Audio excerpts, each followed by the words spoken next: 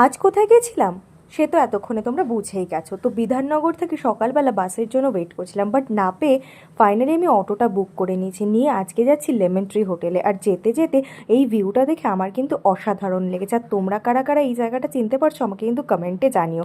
তো ফাইনালি আমি চলে এসেছি, আজকে একটা মিটিং ছিল, তো সরাসরি চলো খাবারের দিকে চলে যাই। তো এখানে তো বিভিন্ন রকমের স্যালাড ছিল, বাট আমি ফাইনালি নিয়ে নিয়েছিলাম চাউমিন, তার সঙ্গে মানে হাক্কা চাউমিন, তার সাথে নিয়েছিলাম গোবি মাঞ্চুরিয়ানের সঙ্গে স্যালাড। আর চাউমিন খেতে আমার কতটা ভালো লাগে তোমরা তো জানো। এরপরে নিয়ে নিলাম এক বাটি স্যুপ, তারপর পোলাও, মাছ, স্যালাড, পনির, পাঁপড় দিয়ে জমিয়ে লাঞ্চটা করলাম। তারপরে শেষ পাতে ডেজার্ট খেয়ে চলো কিছুক্ষণ মিটিং করে বেরিয়ে গেলাম। টাটা।